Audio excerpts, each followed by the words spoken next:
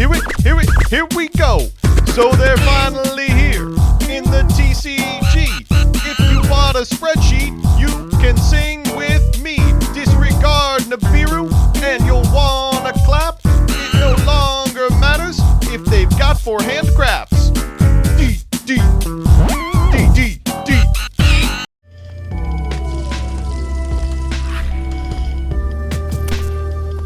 Good afternoon, jank enthusiasts. I'm MBT, and this is 10-Minute Testing. DDD is playable again, a sentence that strikes fear into the heart of the few Edo Pro replay tubers still living. Yes, you're going to have to learn the hardest combo of all time. No, it's still probably not going to be yummy. Presenting DDD. How can I help you, King DDD? I need a monster. So here's the list. As always, I'll give you a background about the archetype, a little bit of a discussion about what I hope the deck can do, and of course the card by card. But first, this video is sponsored by Yu-Gi-Oh! Pro Deck. Despite what some Yu-Gi tubers who shall not be named would have you believe, the TCG is alive and well. And if you're looking to start your journey into paper, there's no better place to begin than Yu-Gi-Oh! Pro Deck. With up-to-the-minute reporting on every major tournament worldwide, searchable and interactable pie charts and deck lists, and all the bells and whistles you've come to expect from one of the best draft and collection management sites on the net, Yu-Gi-Oh! Pro Deck is the place to be. Check it out today at www.ygoprodeck.com. Now back to the video. With that, let's discuss DDD. DDD is a series of fiend monsters from nearly every summoning type. Originally, they were references to historical figures and slots in the C-class of a business partnership. What if the contract firm was run by extra-dimensional deities? You know, the type of weird nonsense that Yu-Gi-Oh's known for. In the last few years, however, they've really stretched to the limits of their theming. Some, like Lance Soldier, are just a guy on a horse, and some, like Scale Surveyor, are office supplies.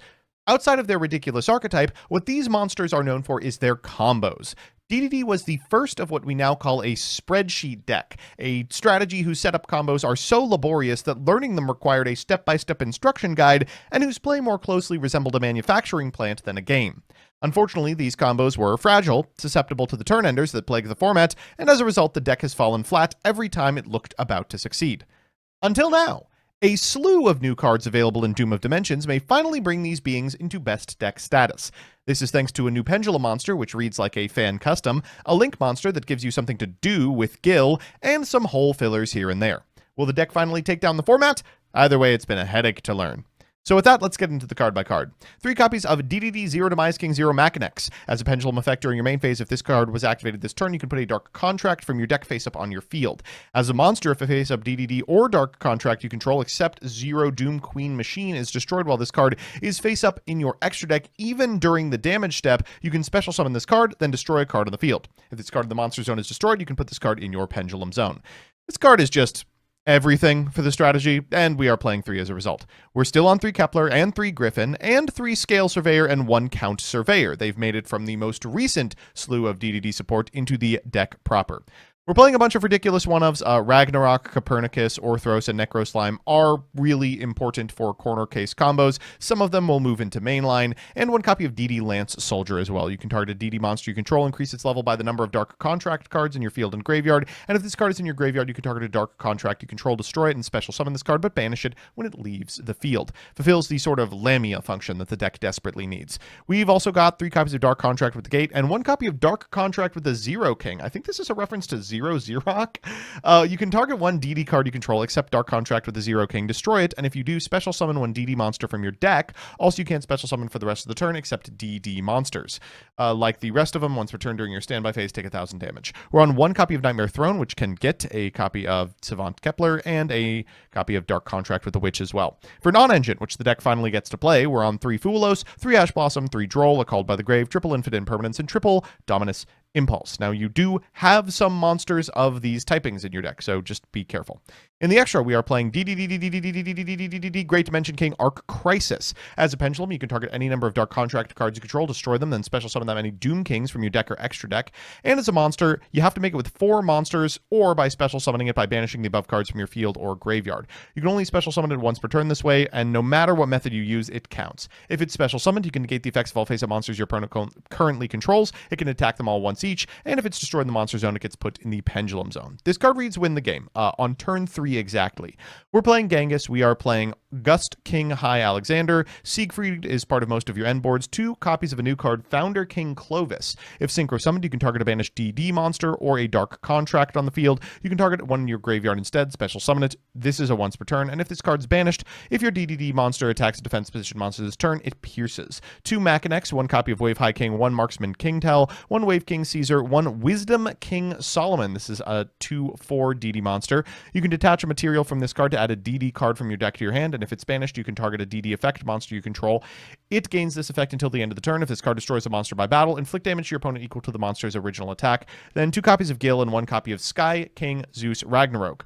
Really, really important that this card exists. Just by virtue of being a Link 3, you can finally do something with Gil, but it allows you to target a DD or Dark Contract you control, destroy it. Also, during your main phase, you get an additional Pendulum Summon in addition to your normal Pendulum Summon. When your opponent activates a monster effect in the hand, you can banish a DD monster and a Dark Contract from your graveyard to negate the activation. This is also your Nibiru insurance. This is, of course, a once per turn. In the side, there's a lot that we get to play. Vice King Requiem comes up quite frequently. A Ghost Bell and Haunted Mansion is, of course, very versatile hand trap. Raigeki, Harpy's Feather Duster, Triple Tactics Talents, all great searches off of Triple Tactics Thrust. We're on heavy polymerization to perform a fusion summon in a scenario where, like, you do need to be able to get back into the game and life points aren't really an important part of the equation, as well as a Crossout Designator, a DDD Headhunt for a little more of a layered end board, and Dark Contract with the Internal Darkness. This card is not always good, but when it is good, it wins the game immediately. So with that, let's check out some games. Our first match is up against Draco Tail, and don't get too excited, I'm showing you this game for a really frustrating reason. One of the biggest weaknesses of this strategy is that the individual pieces are very specific. They do one thing really well. As a result, if you get stopped on what is a one-card starter, they don't have the modular capability that a lot of the cards in the top decks do. Think how K9 Izuna does a lot going first or second. These just have to do the one thing they are in the deck to do, or else. As a result, playing through things is nigh impossible unless you've drawn a very specific sequence of cards. If you open 4 handcrafts and a 1-card charter, you've probably lost.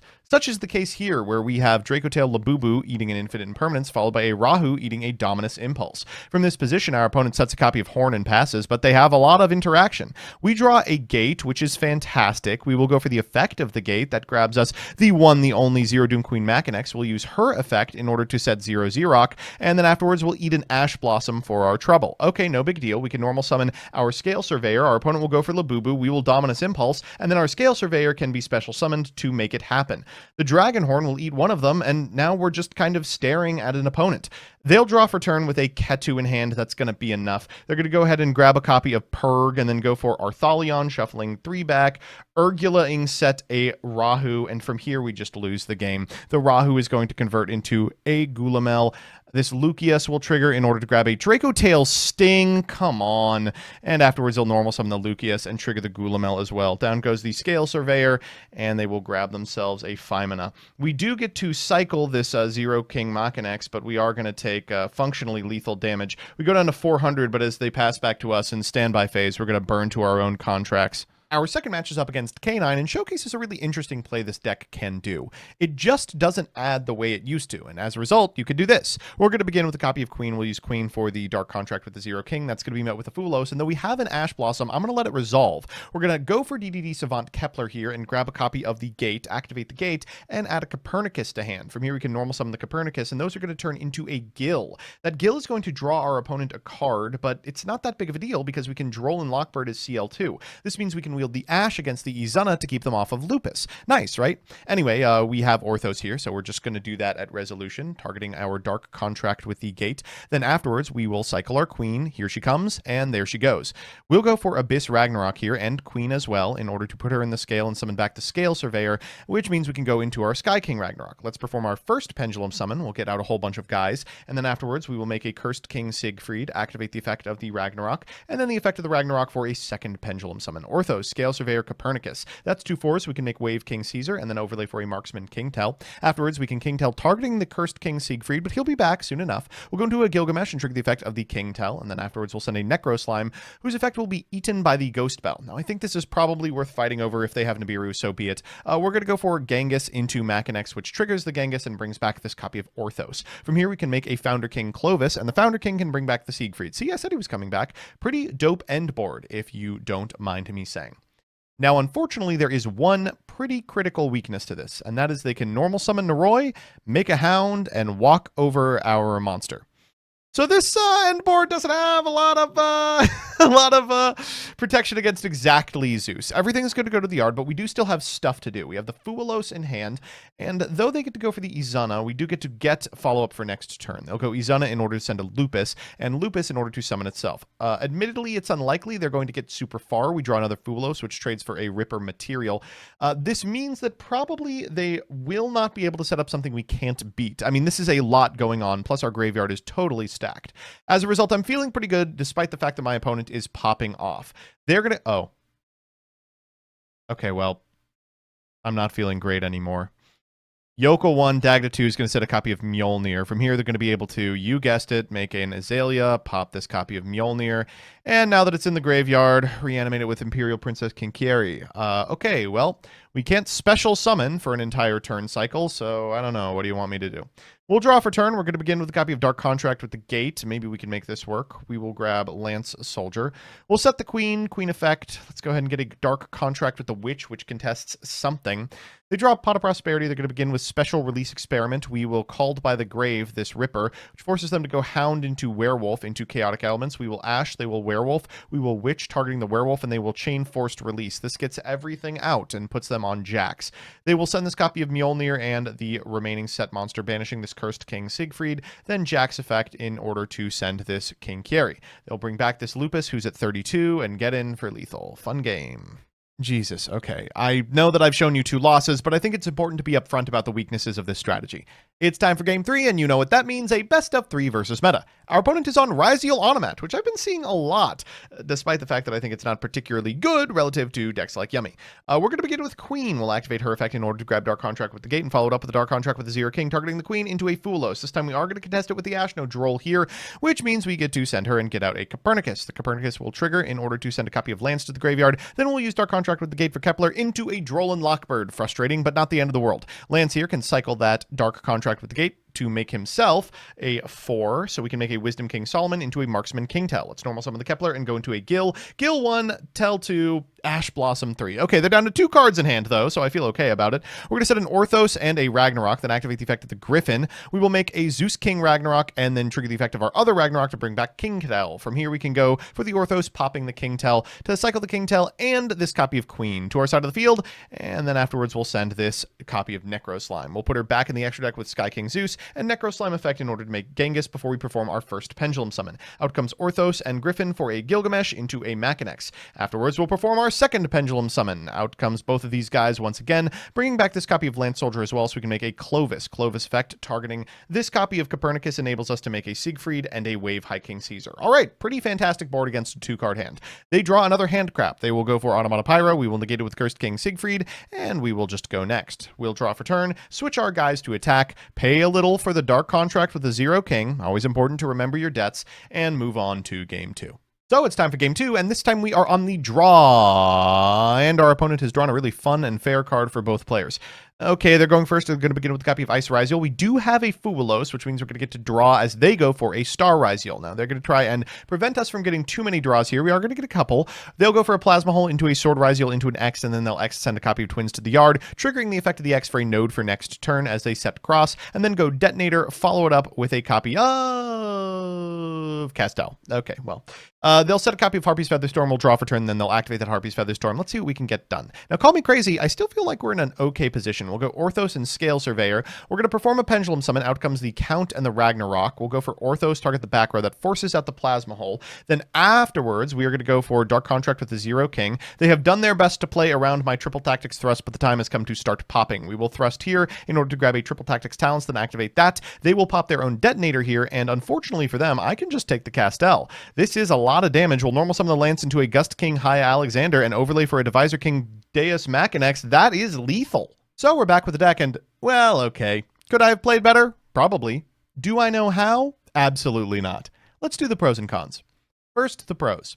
1. New cards PogChamp. Queen Machine is a starter, extender, and board breaker, conditionally. Ragnarok is a negate for monster effects in the hand, which protects you against Nib, and the new contract gives you an extra extender that summons from deck. Ragnarok even gives you a second pen summon, which means you have a humongous amount of extension the deck was previously lacking. 2, the new lines don't need to search as much. So a lot of combos you can droll to play around cards. In the Canine game, for instance, we just drolled ourselves instead of wasting the ash. And 3, Crisis is a huge board wipe that just wins the game. Even if your board gets broken, he's fantastic for cleaning up or extending. And the cons. 1, Penned Scales moment. There is just so much in the format that frustrates penned players. Detonator, of course, makes playing hard unless you can out it early. No Omni on the field means that a Zeus or an Exciton without activating effects to trigger Ragnarok or Caesar will just blow you out of the water. Sometimes you can search like a Witch or a Headhunt to prevent it, but that's usually post-board. 2, it relies on a lot of graveyard setup, so you can lose a lot of extension, or the Ragnarok negate, to graveyard hate. And 3, the deck did get converging new lines that simplify the game states, but it is still hard. It's a really, really difficult strategy with a lot of moving pieces that need to be sequenced correctly, and unlike other strategies, the deck is not forgiving about these mistakes. You will lose because you played in the wrong sequence in a combo you mostly have memorized. That's not a lot of fun. All in all, this deck is more interesting as a puzzle than a playmaker. Looks like it's back to the job market. So that's that. Thanks so much for watching. These 10-minute testings are made possible by, and occasionally suggested by, my patrons, some of whom have paid a lot of money to be mentioned at the end of this video. Those are Elena Tincher, Allison Elliott, Ally, APK Pearly Tier 0, Brett Henry, Cool Name, Damon O'Neill, Dark Rebel XYZ, DJ Elefante, El Gravo, El Secert, Emiliano Deverio, NB Adams, Fabrizio Petroli, Felix, Franco Romero, Garrett Rand, Hergalicious, I paid $15 for MBT to say this really long name at the end of a video, John Paradise, Night Mary, Cole Offline, Loriano Cortez, Legal Rights, Lucas Rosas, Luis Hernandez, MasterKey 090, Matthew M. Derezzo, MBT Hablando en Español, MBT Play Madolce, Mike Carlotti, N54 Lionheart, Nacho Gonzalez, Pombo, Project Mercury, Pyramid, Artisan Field Cloths, TCG Accessories, Ransom My Thing, Rohan Doge, Rose Lapine, Serpentax, Shifter.mp8, Sly Ninja 43, Troy Says By Erasure is Gay, Uznik, Yuki Kazami, and Zircon Sun. Couldn't have done it without you.